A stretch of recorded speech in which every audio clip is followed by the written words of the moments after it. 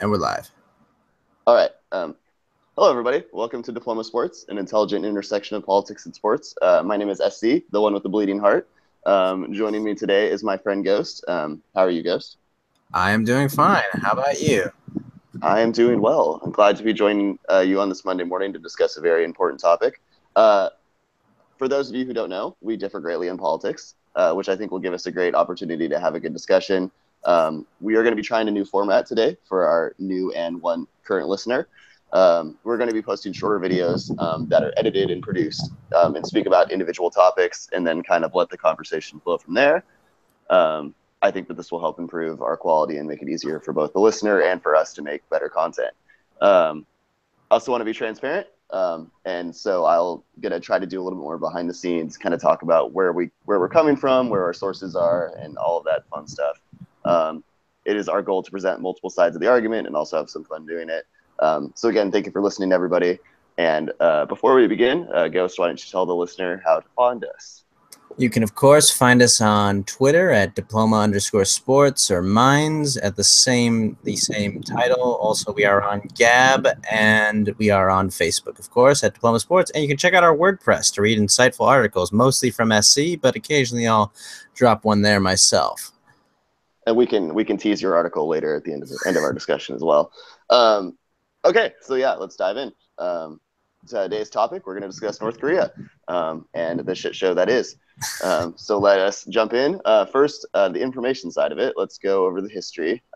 In case you don't know, Korea is a country on the eastern side of Asia. It is near Japan, China, Russia. It is, it's right in the center of a lot of important ports and industry. South Korea is a very important ally of ours. So I guess the whole issue with North Korea started back in with Japan basically taking over Korea, and then that, of course, leading to World War II. Another number of things leading to World War II, but in the course of World War II, Japan lost that territory, and it was divided by the 30th parallel into two regions, the north section being ruled by the Soviet Union and the south by the United States, and sort of, proxy government kind of Cold War of what we can kind of remember to expect from that time period. So over the course of history, we had the Korean War, which essentially was just ended up as a standoff. It divided the country in two, and we have the Korean Armistice Agreement in 1953, which brought about a ceasefire, but no peace treaty was signed. And since then, I think you can argue that region has been kind of in constant flux, with the northern side essentially being controlled by a dictatorship, a family dictatorship, and the southern side having democracy and all those things that we hold dear in this country. Now, I guess before I begin, Ghost, am I forgetting anything? Yeah, and I think it's actually kind of fascinating because at the end of World War II, we defeated the Germans and the Japanese, and we partitioned Germany between the Soviets and the West, essentially. We made West and East Germany. Now, Korea was essentially just part of the Japanese Empire. They had claimed it earlier in, I think, 1905. But we decided to also partition them, just kind of split them up as spoils of war. We gave, we gave the top half above the 30th parallel to the Soviets, and we gave the bottom half back to the Korean government. And, we obviously installed a strong man and probably didn't do the most moral things in that situation. But as opposed to handing all of it over to the Soviets, it was pretty moral. And, the Soviets wanted a buffer zone between them and the rest of Asia. And China at the time was still embroiled in their civil war, trying to decide if Mao would win or lose. Unfortunately, Mao would go on to win that war and even play a pivotal role in the Korean War, which, fascinatingly enough, it started out with the Soviets supplied a whole bunch of weapons to North Koreans. They invaded all the way down to the edge of the peninsula of South Korea. General MacArthur came in, pushed the North Koreans all the way back above the 30th parallel, and the Chinese, who had won their revolution, I guess they'll call it, for Mao, they said, okay, look, if you invade above the 30th parallel, we will go support the North Koreans and we will invade Korea themselves. So MacArthur famously pushed above the 30th parallel, threatened nuclear weapons in an open conflict, and was eventually told to step down. And eventually, yes, then it ended up in this big stalemate where no one was gaining any ground, and a armistice was famously signed, but there there's still no peace treaty. So technically, North and South Korea are still in a state of perpetual war, but really they just kind of, they posture around the demilitarized zone, the most well guarded, I guess, border in the world, you could call it.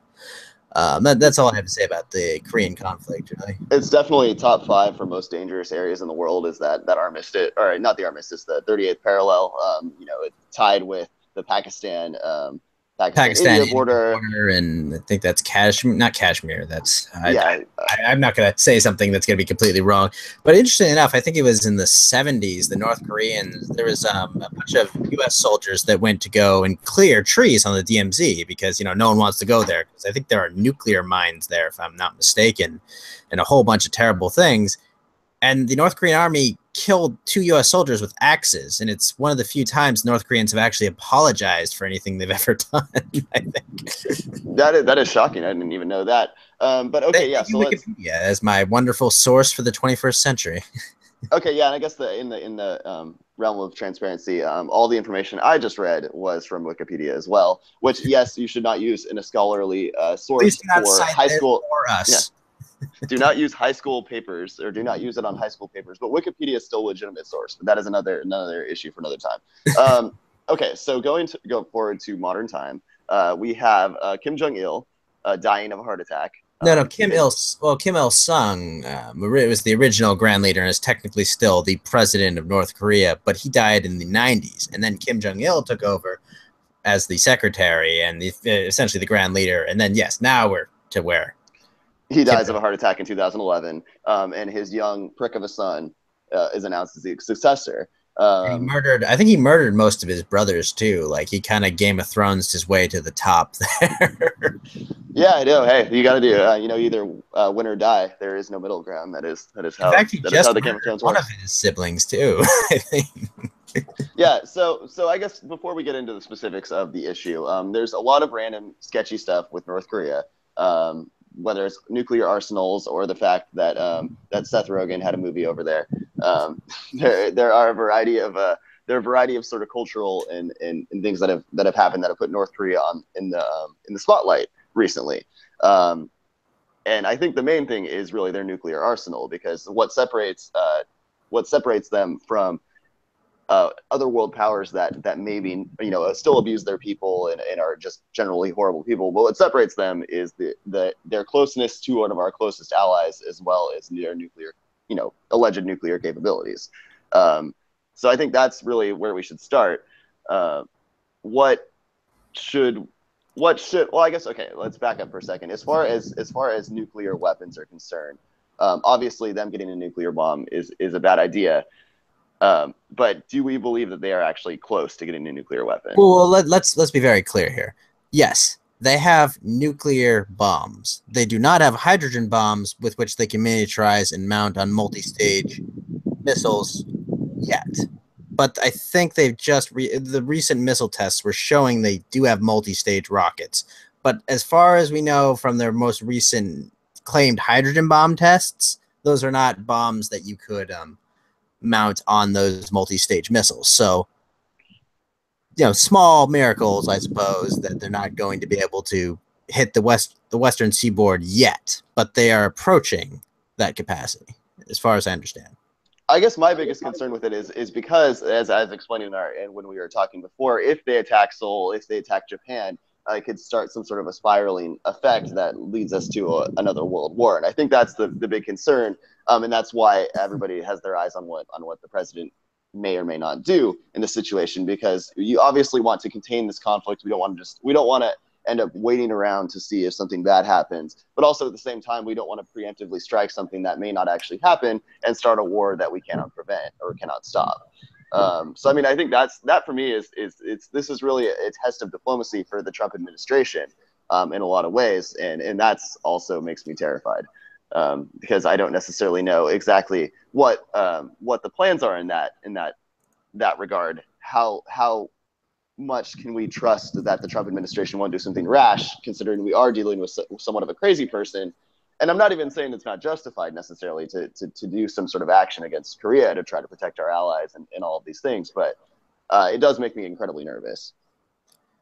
I don't blame you. I mean, having a crazy strong man in Asia that has what nuclear weapons that can reach no not necessarily reach Japan, but definitely can reach South Korea, and definitely has tons and tons of ordnance pointed straight at the capital city, one of the largest, densest, most populous cities in the world, with kind of tacit and weak enforcement by their neighbor Chinese. They're only the only country they really have diplomatic relations with, which they would be starving as a country, and it would be a massive refugee crisis of North Koreans fleeing into China because they probably don't want to go through the DMZ. Yeah, let's focus on Korea. That's I think, or South Korea. I mean, rather let's start there. Is far as what? Oh no, actually, sorry. Let's start with China. So China was kind of in the center of the news with Trump because he said that he wanted China to step up and be more aggressive, to sort of condemn the situation and take reign of the situation. And then when they were unable to do so, Trump said they did their best, but was basically saying now we're going to take it into our own hands. So if China can't do something, then how can we expect us to be able to do something? Well, I think that's a very optimistic reading of the situation with China. I don't think it's a matter of China not being able to do it. I think it's a matter of China wanting to keep the situation as it currently is, because them kicking the can down the road doesn't involve Beijing or Shanghai in flames. The worst case scenario is that North Korea goes out of control and China has, essentially the equivalent of like a Tiananmen Square times 10 moment where the entire world will condemn them, but it is very unlikely that any enforcement happens because China still highly values North Korea as their buffer zone against South Korea, even though they're no longer, they're now kind of state, very powerful oligarchical economy with actual markets, some semblance of markets there. They still like having that buffer zone with South Korea because South Korea is a very has a lot of U.S. soldiers and there's a large U.S. presence, and they don't necessarily want that just on their border. It's almost like you could say with Russia and Syria to a certain extent, because the Russians aren't necessarily too happy with Syria necessarily, but they also don't want the United States to have another puppet government. So it's kind of, in a sense, it makes sense for them to. It's different, obviously, but there is no. You have some valid points. I mean, you think back to the Soviet incursions into Afghanistan, famously, and what are the other? Afghanistan. They were involved in Libya, I think. Wait, were they? I don't know, but they were definitely they got bled out by that conflict in Afghanistan, trying to. And so they have that memory deep in their head, and as soon as we did the no-fly zone in Libya, they overthrew Gaddafi, and that country became a mess as well. They've seen history, and they don't want to lose. They don't want to tell another strong ally like Syria, where they can build a large natural gas pipeline and pump fuel into Europe and create a strong boon for their own economy. With the energy sector is one of the largest parts of the Russian economy, obviously. They don't want to just lose that opportunity outright. They don't want to give some U.S. puppet or some Islamic theocrat the ability to block their pipeline into Europe. Makes sense. I mean, yeah, you can't really blame them on that. Yeah, I mean, they're looking out for their own interests, and you can't really blame them for looking out for their interests. We just wish they, we hope that they wouldn't support someone who chemical weapons their own people. Yeah, and just like that, we would hope that China would but China has not shown any indication of caring about human rights in any way, shape, or form. So yeah, no surprise there. You think back to the Cultural Revolution and the famines there, and it's almost like, well, man, I almost feel like North Korea is going, well, who are you to judge? You did this during your evolution as well, but North Korea is much worse. Well, and I think actually that brings up an interesting point.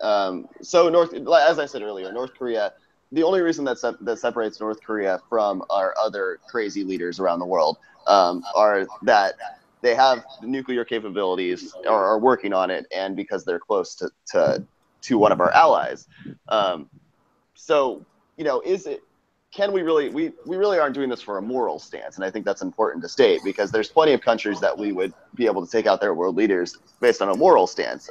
It's worth noting that in North Korea, they have crazy things like fake grocery stores when visitors come through, and they have their people going to watch basketball games where their world leader scores, a quadruple double and 100 points. And I heard a fascinating statistic about North Korea that their citizens are 4 inches shorter on average than South Koreans. And mind you, these are people that are very, very genetically similar to them. yeah, That just from their malnutrition, and you think that's what does to their height. Imagine what that does to their brain development as well. I mean, these people are abused. yeah, I mean, it is, even if it's not necessarily a quote unquote refugee crisis, you could argue the whole country is in a refugee crisis, that all these people need to be rescued in a sense. Well, they're all prisoners. They're all prisoners, and I think Christopher Hitchens said it best: is that North Korea is the most religious country on earth. They're literally a celestial dictatorship that worships the Kim Il Sung family.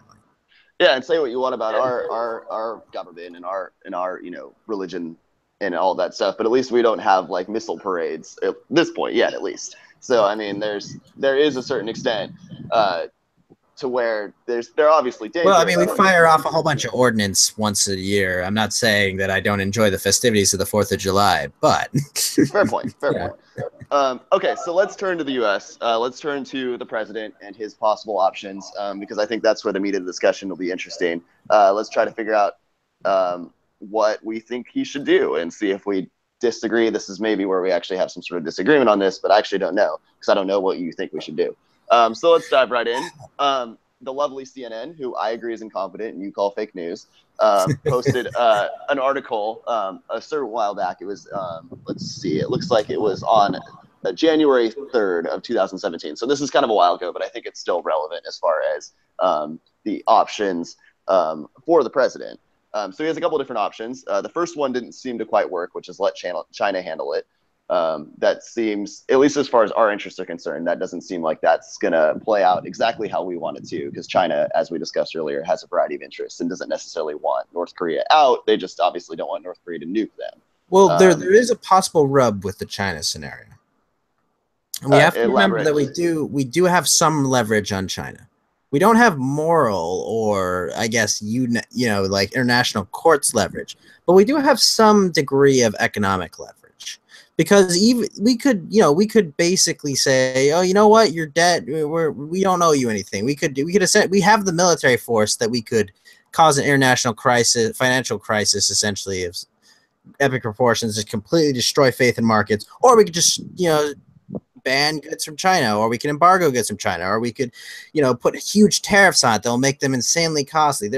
We do hold some economic power over China. We don't hold moral power or political power over China. So there are still options. I wouldn't advise many of them. Okay, well, let's go over a few of those other options. What about tightening sanctions? So this is number 2 on the list. Obviously, I think we could probably have a more broader discussion on the effectiveness of sanctions in general. I'm generally of the mindset that I don't think it actually ends up helping the people in that country. I don't really even think it punishes the leadership that much, especially if we have a country that has sort of a, like you said, a religious kind of aspect to it where they worship him. Any sort of sanctions are just going to be looked at as the corrupting United States, as the overarching evil empire, and I don't think it's actually going to necessarily turn any hearts and minds, or actually even punish the China or punish the North Koreans or anybody really. I don't know if you agree or disagree with that.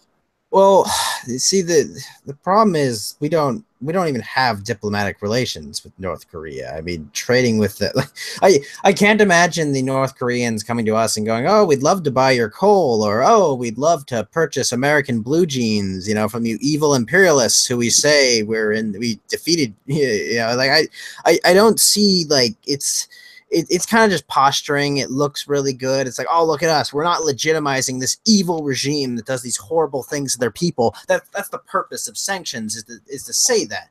And, with someone like Iran, they could work because we actually did have diplomatic relations with them. Yeah, we labeled them the axis of evil, but we were able to choke out some of their economic productivity and keep their nuclear program down. The North Koreans haven't been dealing with us, so it's not like we're changing the situation that much. And it's crazy. It doesn't sound even Iran has Netflix, so like things like that. So I mean, Yeah. it's not. It's where North Korea people are still living like it's the 50s. Essentially, it's like going to Cuba with the cars and from being from the 50s. I'm sure you go to North Korea, it's Just sure you're a it's bit more more backwards. Yeah, just a tad bit more hungry. So yeah, so I think I agree too. I mean, it doesn't. We don't. But is that the answer? Is diplomacy even possible? Could we send what's his face in the basketball player in the Bulls? His name is just completely dropping me right now. Oh, Dennis Rodman. What we did, we traded him for Otto Warmbier. We got a good return. We got a dead man for Dennis Rodman, and I still think we came out ahead in that trade. Well, and I don't know if you've seen the Vice episode where they go to North Korea and Dennis Rodman and they play basketball and everything. It's a really quite an interesting piece. Shout out to Vice for great reporting as always. But it's a really interesting piece on the whole state in that country, and it's really interesting. But yeah, I don't think diplomacy is the answer either. I don't know how you go about. Basically, he's delusionally insane, and I don't think that's clinically accurate. But I think that's more or less right. So how exactly do we solve that? So going on to the next option that the incompetent, lovable CNN proposed. Launching military action, which I am significantly against. I don't think this would solve anything. I think a preemptive strike in some way would be catastrophic, terrible in a lot of different ways. Obviously, if they did attack one of our allies, that would change things immensely. But I just don't think we can't just attack them, because what if a lot of this is just posturing and they aren't actually a significant threat to us. And then it just makes us look even worse with our allies in China, or trying to make allies with China and Russia and everybody in that side of the world. Do you agree or disagree? No, I agree with that. And even the problem I think I also have is the efficacy of a military strike. You have to remember that North Korea has been living under the specter of us annihilating them with nuclear weapons for decades. So they've been building subterranean structure, and who knows how good they are. Obviously, when they don't pay people to work, who knows how good those are. But they've got bunkers, they've got underground cities so that they can escape the nuclear hellfire that we could unleash upon them at any time. But it will cost millions of lives and soul, for sure. The shelling and soul, like we can shoot down missiles, but we can't stop 90 mil artillery guns shooting into a highly populous city. And if we gave early warning to that city, well, guess what? They're going to start firing right away, because they're going to know, they're going to attack us, so we're going to make sure we get high casualty now, or perhaps at that point, there could be a good scenario. It could be that one of the generals in North Korea just goes, "No, fuck this. I'm not dying. I'm not dying for this crazy man. I'm going to kill him. I'm going to go surrender." That is a possibility. I don't think it's likely. I don't think that anyone that there's anyone with that kind of spine left in North Korea. There's no Arya Stark, if you will. Yeah. No, it'd take more courage than that. I mean, you gotta remember, these people have been told from birth that Kim Il-sung and his descendants are like literally the incarnation of God in their world, and they saved them from the evil capitalists who came to invade to get a gateway into Asia. Okay, they've been taught this since birth, and all the generals who weren't taught that since birth have all died of old age, or malnutrition, or whatever, or being assassinated for not being loyal. Yeah, the North Korean people literally believe that he does not take shits, that he does not go number 2. He does not defecate, according to the North Korean people. Fascinating thing I learned is that the North Koreans refer to us and the Japanese as slangs. So I think it's like the Korean equivalent of Jap bastard is how they say Japanese person. And I can't remember what it was for Americans, but it's like filthy oppressor or something. But then that's how they refer to them. Yeah, and when you have a whole country of people who are, and it's not their fault, obviously, but they are, in a sense, brainwashed, and they are, they will jump in front of him and fight in his war for him, as much as he doesn't deserve their loyalty. And so if we do start attacking them, yeah. Go ahead. Yeah, you have to remember that not all of them have never left North Korea. Some people have gone to China. I think that there's some people do go to China and then go back. I mean, crazy, right? Go back to North Korea. So some of them have seen like, wow, these people have, constant electricity. They don't have to go home at 8:30 at night. They have food. Obesity exists somewhat in small amounts, but does. It's not like they've never seen the outside world. I mean, granted, they don't have good internet access unless they're going to break some laws. But the scary thing for these North Korean people, though, is that if someone does, like, say you flee North Korea, right? Say you've got a family, but only you're able to get out. The North Korean government is going to like punish your family. And everyone in North Korea knows it, that everyone is held accountable for the actions of their family. It's terrifying. It's absolutely terrifying for these people. Like, I don't blame rebelling. I mean, I wouldn't flee a horrible country, if it was going to get my whole family killed. I would try to make the best of it and hope that someone would help us. I think the best way is it would have to be to sow the seeds of unrest within the country. There would have, and as you said, this is incredibly tricky because most people who have been alive to not understand this regime, or most people are dead already. Basically, they're not the people that would get that there's even a possibility of something else. But in the 60s, we did try this. We did try to subvert it. Like, we did a leafleting program where we essentially took like won notes and we printed on the back like, hey, use this to get to South Korea, like as a safe haven. But on the front, it was a banknote. We tried all kinds of propaganda campaigns to try and, get them to turn on their leaders. It's difficult. Yeah, only James Franco can save us, apparently. So we need to send him in and have him bomb. I think so. Those are the four options that CNN presented. Is what you're saying? Yeah. Okay. So the fourth option, those are three. The fourth option is to actually sit down with Kim Jong-un, which actually Trump did say in his campaign trail that why the hell aren't we speaking, basically. And then has since changed given the reality of the situation. I don't even necessarily blame him for that. But yeah, so that's the fourth option, which also seems kind of wishful thinking at best and kind of delusional at worst. So I don't know if you have any thoughts on that in particular. I think it is worth noting that Bill Clinton, didn't he get some prisoners at one point rescued from North Korea, or am I mixing up countries?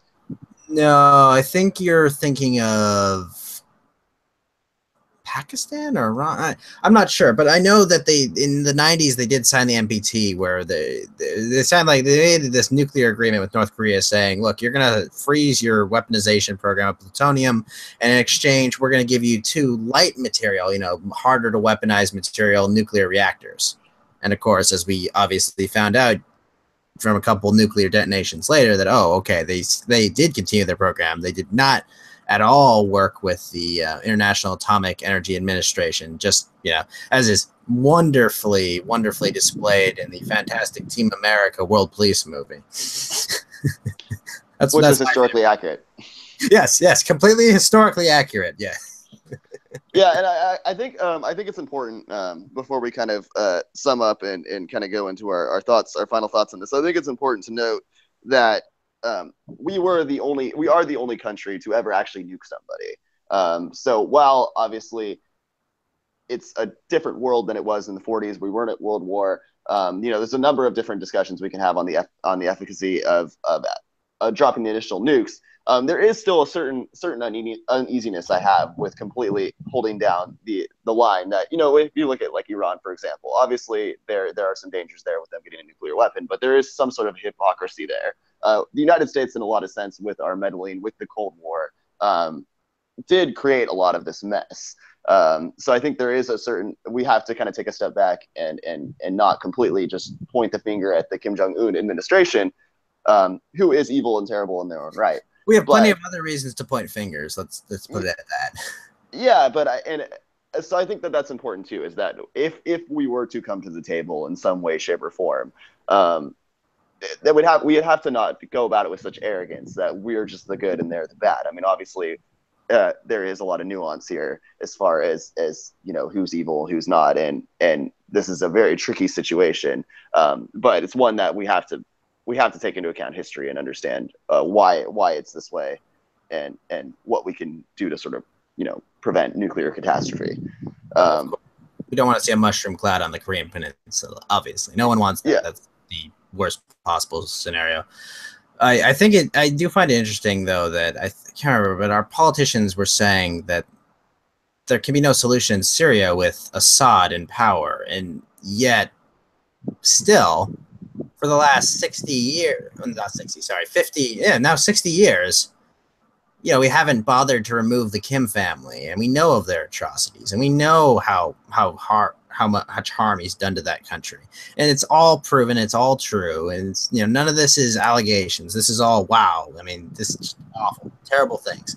But we can live with the Kim family in charge of North Korea, but we cannot live with Bashar al-Assad, who is a bad guy. No, don't get me wrong. In charge of Syria. Okay. Well, that is obviously we can discuss Syria at more length. I tend to agree with you. Unfortunately for our audience, it doesn't look like we're gonna have a lot of disagreements on this particular topic. So let's talk to something a little bit more. Let's transit. Oh, sorry. I did want to, before we continue on, I kind of wanted to broach, like, aside from the 4 options that were presented for us, I think those all sound like different approaches that could be taken, but I think honestly espionage might have to be the way to go. I mean, we gotta get good contacts. We have to make sure we protect our people there, and it's difficult, especially with the way the party structure works in North Korea. They're essentially top-down communist party with military generals essentially in charge, and it's a very difficult structure to penetrate just by its very nature.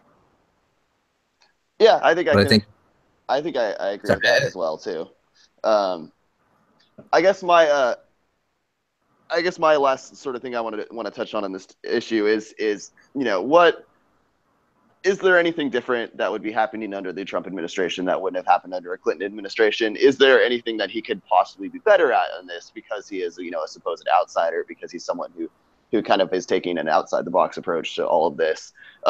Is there anything about the Trump administration that is positive about this, or am I right in feeling kind of terrified at the recklessness and sort of the comments that he's made, that him possibly descending us into some sort of a world war?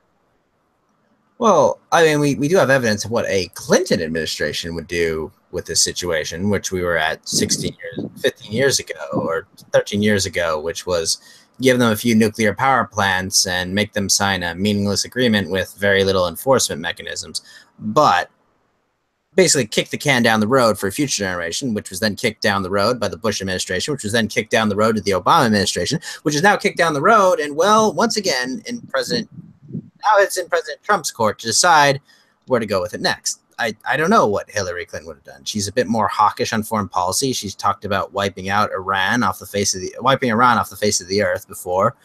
I don't find that promising. I think that possibly there might be a middle way through a Trump administration that might not have been possible with a traditional neoconservative or neoliberal politician. Does that mean it's going to happen? Absolutely not. This is volatile. There's so many factors in play, so many different. This is just such a tangled mess of webs that's been, essentially becoming more and more volatile every single decade that it goes unaddressed, and will continue to go. My prediction is it's going to go unaddressed for another 3 years minimum. Yeah, I think that's fair. I actually think back to your previous point that espionage is probably the only thing. But looking at it, I mean, obviously not just assassinating him doesn't necessarily completely solve the issue, but it might or might not be a start. I think having unrest in that area, having doubt, having initial anything sort of like that would really help propel sort of change forward. It has to kind of come from the Korean people, because if you end up assassinating a leader and then there's nobody, there becomes a power void, and then all of a sudden you end up with somebody even worse, or somebody who's close to the family, someone who can just seize power instantly. Well, it'll be someone worse, probably. That's the crazy part. It usually is, yeah. But I mean, the goal, the inevitable goal, and obviously I'm not someone that wants to do a lot of country building. I don't think that the idea of just invading countries to try to create democracy, Iraq, was a good idea. But I don't. But that is what we want, essentially. That's what we want. Or do we want a combined Korea? Do we want a North and South that's just one country? I think in this situation, a one-state solution is preferable, and preferably a one-state solution ruled over by the Southern Koreans. You have to remember that any diplomatic solution the North Koreans want, they want a one-state solution. They want back South Korea, which they think is rightfully theirs. South Korea, of course, wants North Korea back because there's a lot of their own people, and I mean they're all Koreans, and there's a lot of their relatives that got just they happen to be north of the 38th parallel or south of the 38th parallel, and their families have been disconnected for generations. And that's completely. I think you talk about espionage, an interesting campaign might be just airdropping a whole bunch of food with American flags on it. Obviously the politicians will tell them it's poison, they're trying to kill you, but when people are starving, they're gonna be like, well, hey, I haven't died yet. Obviously they'll kill people who eat that food, but just stuff like that, kind of just undermine it in general, airdrop them food, the people of North Korea have been starving for decades. I think trying to have their administration continue starving them out might not be the solution. I think maybe just dropping food aid on them might actually be a good solution. Yeah, well, no, I mean, that doesn't seem that crazy, because even if, and as terrible as it sounds. What's the worst case scenario in that situation, right, is that the government seizes it and it gets wasted. Best case scenario, people are less malnourished, people live longer, like the worst case scenario is basically that we just wasted the food. Like, that's it. Yeah, no, I think, and if, the grotesque thing happens where somebody eats the food and the Korean government, the North Korean government kills them, that doesn't necessarily bode well for the North Korean government. And that does kind of sow the seeds of unrest, which, it's not going to be on North Korean Twitter, that's for sure, when they execute that citizen. Well, actually, they might. Certainly. Actually, you know what? They probably will. They'll be like, they ate the imperialist food, and we're going to kill them before the poison kills them. Yeah, no, and I mean, and obviously that could end up going bad, but I think that's the direction that the government should be focused on. And I think I tend to agree, is it's probably just like every other administration. We unfortunately are going to continue to just kick this down the road until something bad happens, or until it does look like our intelligence agencies, actually can assess that this is a real threat to the United States and its allies. So I think that's pretty much all I wanted to talk about on the subject. I think that's we've had an interesting discussion. Do you have any more points you want to touch on North Korea? Yeah, I think this situation, no matter how many years it's going to take, is going to end in one of two ways. It's either going to be a mushroom cloud somewhere, and then a fiery hellstorm that ends North Korea and probably most of the life inside it, or there's going to be a rebellion within the officers or the people of North Korea that will overthrow the Kim regime. I think those are the only two ways this can end. I mean, we could preemptive strike. It's going to basically burn the city of Seoul to the ground. But the longer we wait, the more that the worse the preemptive strike situation is going to end up. The worse it's going to be. Mm-hmm. Yeah, no, so do you think that we should be doing more? Or do you think that as you said, if we just kick it down the road for a couple more years and kind of see how things develop, because it's not like we can really sow these seeds too much. It does kind of have to, because there's either the war option or the discontent within the region and the overthrow of the government. But the United States doesn't really have a whole lot. Us as people watching it don't really have a whole lot of influence on that, and I don't really necessarily know if our influence would make things better or worse, anyways. So I mean, we're kind of you have to remember about the Korean War. When we fought the Korean War, we were dropping all manner of napalm and ordnance on the people of North Korea. So their hatred of us is not completely unjustified, because they remember that conflict and they remember being humiliated after almost reclaiming their entire peninsula. There's still the scars from that battle. We're not just sitting on the sidelines as blameless here. We did sow some of the seeds of our own hatred, trying, by saving South Korea from the Soviet Union and North Korea.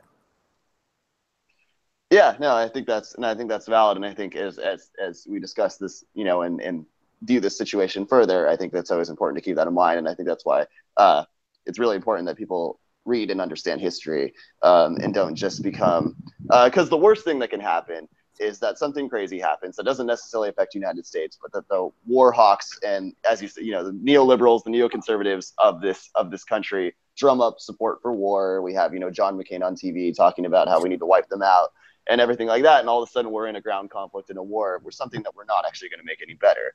That's my biggest fear, other than obviously a mushroom cloud, is that we get swept up in another sort of anti something fervor. And obviously, as somebody who's more of a pacifist, I don't think war is the answer in this situation. I just we can't let it come to that. We can't until it's to the point where we actually have to protect American lives. It can't come to that. As terrible and horrible as the situation is.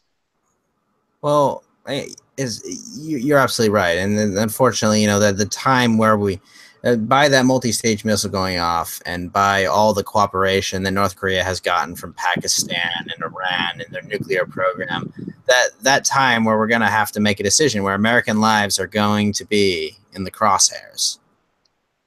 We may have to make that decision sooner rather than later, because we cannot be in a situation where we're using an iron net to shoot down nuclear missiles like that, or it's called in Israel. We cannot be in that situation. That's hot potato with the end of the world. Yeah, and we cannot let it get to this.